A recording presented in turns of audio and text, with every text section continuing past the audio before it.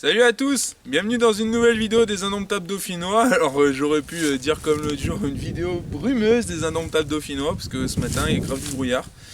On est parti pour une vidéo sur les outils anciens, la troisième. Donc on a fait la serpe, on a fait les haches, maintenant on va faire un outil qui passionne pas mal de monde dans le bushcraft, les machettes.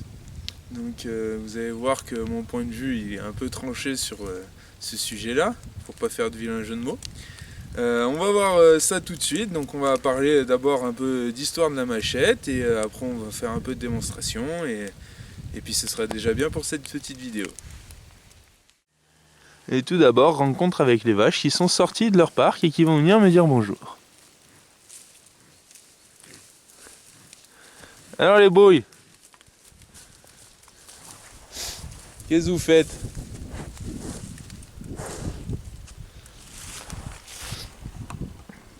Elle est vraiment à côté. Hein. Alors.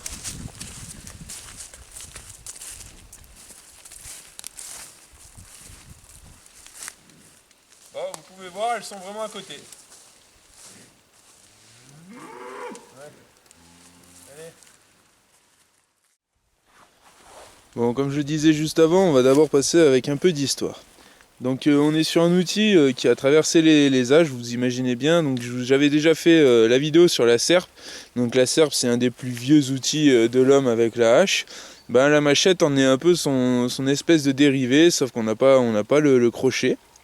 Donc on est sur un outil oui, qui date de la préhistoire, avant l'âge du fer, hein, avant l'âge du bronze. Enfin, on mettait des pierres ou de l'obsidienne dans des espèces de morceaux de bois en fait. En gros, ici on a tout le fer là par exemple, et ben là c'était un morceau de bois et les pierres étaient insérées ici et ici. Vous aurez une image maintenant. Hein, donc on peut voir vraiment le truc. Et du coup, ça fait vraiment longtemps quoi. On a retrouvé des traces du néolithique en Chine avec des lames de jade. Enfin bon, un vieil outil. Donc ensuite est arrivé l'âge du bronze et on a commencé à toucher au métal. Et puis enfin l'âge du fer, d'ailleurs qui berce toujours nos outils aujourd'hui. Donc on est sur un outil qui ressemble un peu, enfin à la base, aujourd'hui, les machettes traditionnelles comme ça non, mais une comme ça par exemple oui, c'est-à-dire qu'en fait on a un tranchant ici qui est plus fin que celui du bout de la lame, ce qui sert à couper ici finement et en haut à hacher, donc un mélange entre un grand couteau et une hache. Voilà la machette, le principe. On parlera tout à l'heure rapidement des formes de machettes. Et d'abord je vais vous montrer un peu l'ossature globale de celle-ci. On va parler un peu du physique de la machette. Donc ici on est sur une Tramontina, donc une des marques références de machettes dans le monde aujourd'hui. Donc c'est sur une grande, elle fait 70 cm, donc ça commence à faire. Alors c'est un manche en plastique, bon c'est pas le top mais c'est pas grave, on fera avec. Donc logiquement on a au moins une soie traversante, donc c'est le cas ici, on voit pas la lame complètement autour du manche, par contre on voit que c'est rifté dedans. Donc c'est quand même gage de solidité même si c'est moins bien qu'une plate semelle. On est sur de l'acier au carbone toujours, parce qu'en fait il faut l'acier au carbone permet une certaine élasticité de la lame, on va pouvoir le voir là. Hop. Voilà, là c'est vraiment la vraie machette quoi, qui a ce bruit si caractéristique presque de boomerang on dirait quand ça tape. Donc le manche, le fer, sur celle-ci la partie tranchante démarre bien après le manche pour éviter de se couper. C'est un outil à une main, donc on a un passant mais dragon, mais je dirais que c'est plus pour l'accrocher que pour s'en servir. Et voilà, donc au bout la lame s'épaissit. C'est des lames qui sont relativement faciles à aiguiser justement. Et ça permet ça en fait, vu que c'est très souple. Là on doit pouvoir voir, il y a un endroit où j'ai une très belle tonche.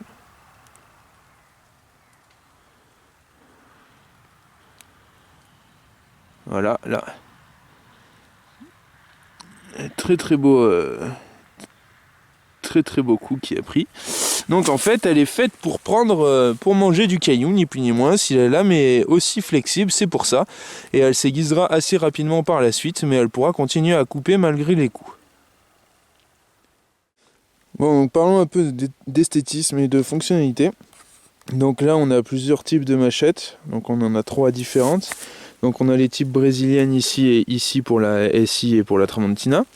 Et donc on a une Parang de chez Condor là, la Parang Village. Donc là on est sur quelque chose de beaucoup plus épais, qui va beaucoup plus nous servir dans nos contrées, je m'expliquerai après. Les machettes classiques sont plutôt fines et très souples. Et ici on a un kukri népalais, donc que mon ami Pierrot m'avait ramené. Donc c'est bien sympa, vraiment c'est un super cadeau, je le redis, je l'avais déjà dit dans une vidéo, mais voilà, ouais. Il sort un peu de temps en temps ce kukri. Donc pareil, quelque chose de très épais, pas du tout flexible comme les 2 autres petites machettes. Petite machette 70 cm, fait de l'humour en plus.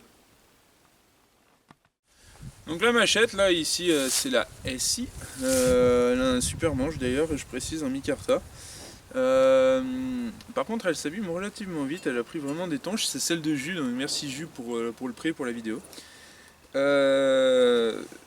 On est sur des lames donc très flexibles, comme je le disais, c'est pas fait, et là je vais pas me faire des amis, c'est pas fait pour les bois chez nous.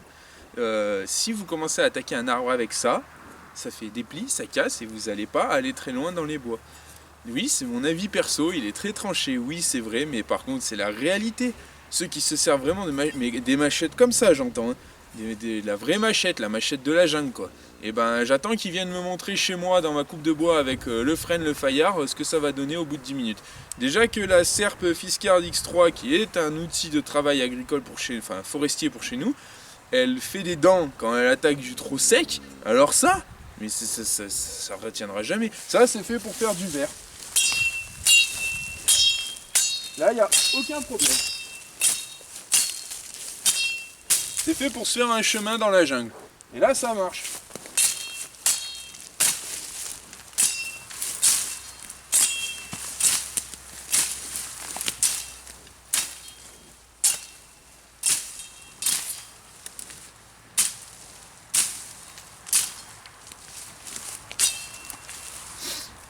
Voilà pour la petite démonstration. Donc ce genre d'outil est vraiment fait pour la petite coupe, pour se frayer un chemin. À la rigueur du bambou, mais il y a intérêt à ce qu'il soit vert, hein, parce que s'il est dur, là ça va vraiment pas aimer. Donc pour ce genre de coupe, là on est ok. Et il se trouve que dans les bois, c'est assez rare qu'on ait ce genre de coupe chez nous. Donc le lien avec le bushcraft va plutôt se faire avec ma Condor que je vais vous montrer maintenant. Voilà la Condor, donc la Village Parang, que j'ai eu du mal d'ailleurs à avoir parce qu'apparemment elle est plus en stock. J'ai fait au moins 10 sites pour l'obtenir. Donc là on est sur la machette, donc déjà on peut voir qu'ici il y a un vrai retour et il y a un vrai manche galbé. Pour avoir une vraie prise, quelque chose qui ne bouge pas sur du dur. On est sur plus de 5 mm d'épaisseur. Donc c'est plus du tout flexible, ça bouge pas avec la main. On est sur un tranchant convexe et plus en V, donc pour tenir logiquement plus longtemps à la coupe. Et voilà, on est sur quelque chose d'épais qui est censé faire le boulot, on va dire. C'est le même profil de lame que ma Serpe, que mon Gouillard, la fameuse Opinel, la même épaisseur, si ce n'est qu'on n'a pas le crochet ici. Alors pour tous ceux qui aiment pas les serpes à cause du crochet et qui veulent un grand outil type couteau de camp mais en machette, et ben là je vous conseille des outils comme ça. Et pas une machette à proprement parler. C'est vrai qu'une machette ça coûte 15 balles, mais mis à part chez vous au jardin, vous en servirez jamais. Parce qu'au bois, vous allez l'exploser. Donc là je vais vous faire une petite démonstration. Donc là on est sur quelque chose qui est beaucoup plus épais. On est sur une section de 5-6 cm. Et là on va pouvoir y attaquer. Tandis que si j'y attaquais avec les autres, ah oui je vais y arriver, mais je vais exploser la machette.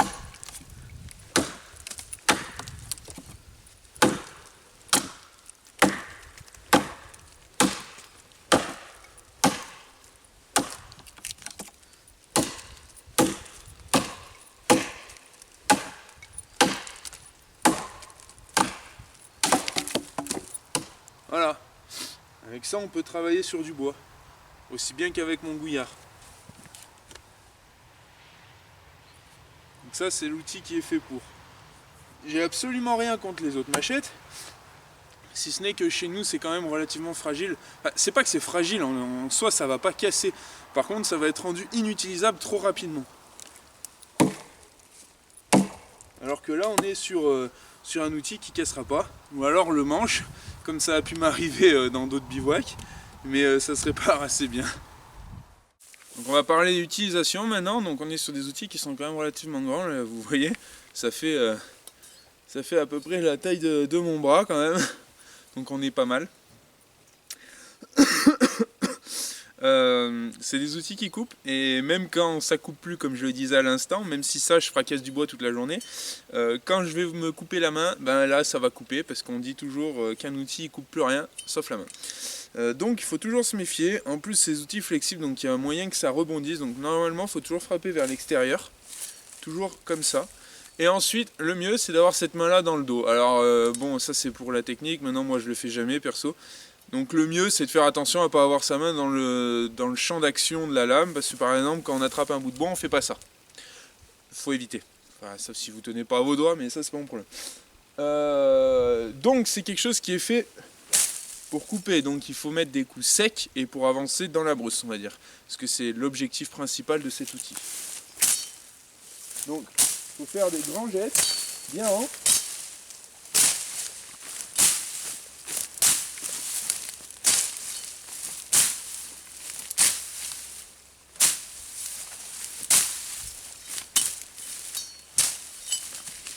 Et comme ça, nous, on peut évoluer.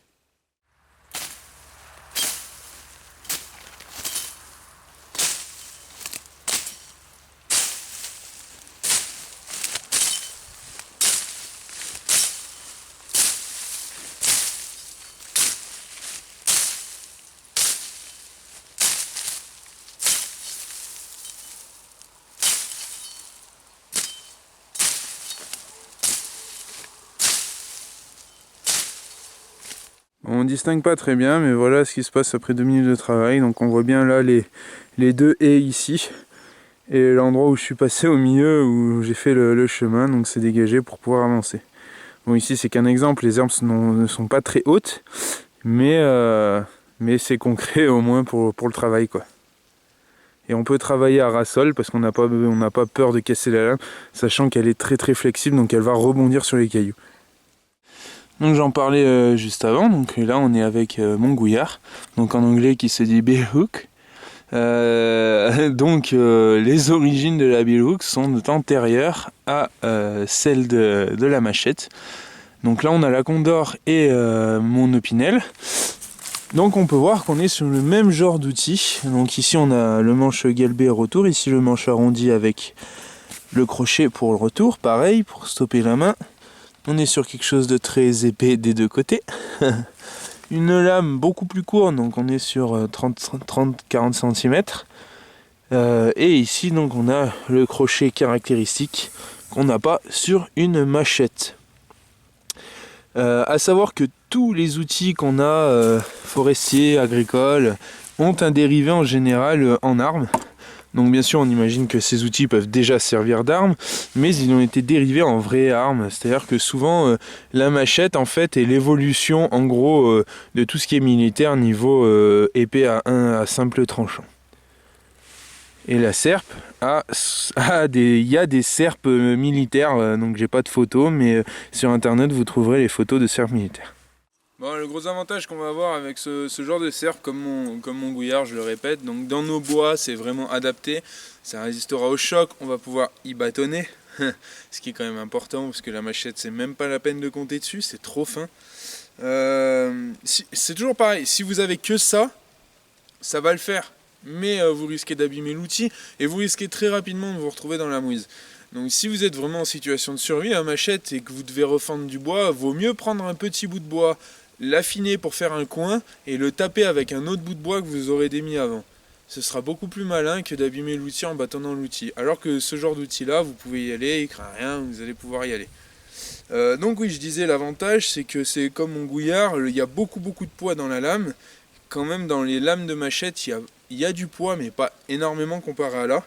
Et du coup, ça fait qu'on peut le mettre sur le crochet de serpe Donc le crochet de serpe, je le rappelle, il vient à la ceinture comme ça et il me permet d'enlever l'outil, d'avoir l'outil à portée de main tout de suite, sans me couper parce qu'il est le long de ma jambe, il craint rien. Donc ça c'est très pratique, vous pourrez le faire avec les autres machettes, mais bon la machette de 70 cm ça descend jusqu'au genou, là c'est beaucoup trop long.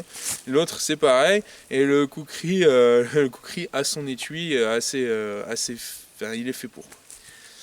Voilà, on va parler rapidement donc des étuis disponibles. Et puis je vais vous montrer une petite démo avec celle-ci. Comment faire pour pas se couper, je disais pas mettre la main dessous. Et voilà, ce sera la fin de cette petite vidéo. Bon alors les étuis. Absolument rien d'obligatoire, on est sur des étuis, donc là on peut voir l'étui du kukri, donc fait artisanalement en bois recouvert d'une espèce de cuir. Bon c'est pas le plus pratique, mais disons que c'est plus un objet de collection pour moi. L'outil de ma serpe que j'ai fait faire par un artisan, donc c'est Charles Bushcraft qui me l'avait fait à l'époque. Alors c'était vraiment ses débuts dans le cuir, donc bon ça se voit que c'est ses débuts, mais mine de rien il a répondu à mes attentes et je l'ai toujours depuis. Donc là c'est des passants, enfin c'est pour le compatible molle. Là je pouvais y glisser une sangle pour la glisser dans le dos par exemple, enfin c'était l'objectif et il a fait tout ce que je lui ai demandé. Ça c'est l'étui de la Condor, donc en fait on voit quand même que les outils plus épais ils ont des étuis vraiment costauds. Enfin, et en plus Condor pour les étuis se foutent vraiment pas de notre gueule, c'est super bien fait, donc pareil bonne rétention. Et ici les étuis classiques qui sont faits pour, là c'est pour la SI, ça pourrait être très bien fait pour la Tramontina, mais c'est rigolo, elle est livrée sans étui, donc 70 cm sans étui. Bon en même temps comme je le disais, avoir ça à la ceinture ça va presque toucher le sol, enfin bon si à quelqu'un d'une assez petite taille ça va toucher le sol, moi ça arrive déjà en dessous de mon genou, alors enfin, c'est vite fait quoi, donc ça va être plus être gênant qu'autre chose, donc c'est plutôt un outil à ranger quand on s'en sert plus, plutôt que de le mettre à la ceinture. Donc voilà, ce genre d'étui très simple, tellement simple que ça tient que dalle, en fait c'est juste fait pour glisser la lame dedans et on va dire que le poids de la lame suffit à tenir. Donc Jus a fait un petit système là, un crochet avec l'élastique qui lui sert de dragon là-haut. Voilà, donc là on peut voir un peu les utilités et quelques profils. Donc niveau profil, il y en a vraiment une chier. Il y a les Golok, Parang, il y en a vraiment pour tous les goûts. Beaucoup sont fabriqués en El Salvador. Là c'est le cas de la Condor et de la SI. Les Tramontina sont faites au Brésil. Opinel, bien sûr c'est français, et le Kukri est népalais. Que dire d'autre, vous trouverez vos goûts et vos couleurs sur internet, sur les différents sites si vous en voulez. Donc je le répète, quitte à ne pas me faire des amis, la machette pour moi ce n'est pas fait pour les bois, c'est fait pour la brousse, ce qui a absolument rien à voir. C'est pas un outil de bushcraft au sens où on l'entend européen dans le bois. C'est un outil de bushcraft si vous voulez en Amazonie, mais pas chez nous. Voilà, donc on va passer une petite démo avec la Parang et puis ce sera fini. On va d'abord finir sur l'étui, donc voilà à quoi ça ressemble l'étui de la SI. C'est vraiment la chaussette mais sans rétention, donc on peut voir là-haut le manche bouger. Voilà, si je fais ça, donc ça tombe. Donc vraiment pas le plus pratique. Du coup Jus a fait ce petit système là avec l'élastique et le clou comme ça. Bon, ça bouge toujours en haut, mais au moins ça peut plus tomber en cas où ça se retournerait, bien que je pense qu'il va pas trop s'en servir dans les bois non plus. Donc la machette type Parang épaisse comme j'ai là, on va pouvoir s'en servir sur des sections comme ça, comme je vous l'ai montré juste avant. On va aussi s'en servir pour bâtonner, pour refendre, enfin tout ce que je pourrais faire dans un test de couteau. Donc là je vais pas tout faire, je vais juste débiter cette section là assez rapidement. Et voilà, on va peut-être essayer de faire une petite refente rapide pour vous montrer et que vous imaginiez le potentiel de l'outil. Par contre du coup c'est moins pratique pour se frayer un chemin dans les brousses, parce que forcément on est plus court et c'est beaucoup moins flexible. Donc ça a moins tendance ça va plus arracher que ça va couper sec sur de la très petite section style des herbes. Donc là on va passer à ça. Donc niveau sécurité, il faut jamais se mettre en travers du chemin de la lame. Donc si ça rip là-bas, que je sois pas là, qu'il n'y ait rien là, jamais la main là, normalement. Sauf à de rares exceptions, mais sinon vous en avez pas besoin. Et voilà, enfin protégez-vous, faites attention. Voilà, la différence c'est que là on va pouvoir enlever de très gros copeaux.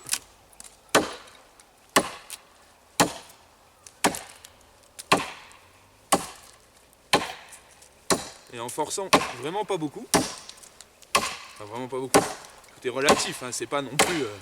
il faut en vouloir pour le couper quoi, mais bon, là il n'y a aucun problème. Voilà, je vais vous montrer un peu le bâtonnage. Donc on est sur une section normale qu'on servirait dans les bois.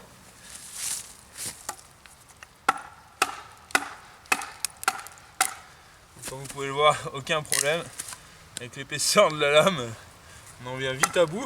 Puis on a une lame qui est très grande. Donc en temps normal, on n'aura jamais besoin de taper sur le manche. Puis il faut éviter le manche en bois. C'est à cause de ça moi que je l'ai craqué. Parce que bien sûr, j'ai tapé comme un bourrin sur le manche. Voilà, aucun problème. On va pouvoir faire de la petite section.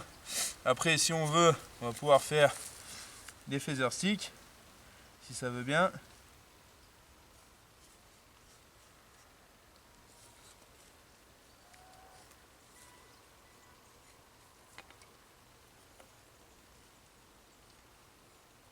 Après, c'est pas le plus pratique parce qu'il faut mettre la main sur la lame.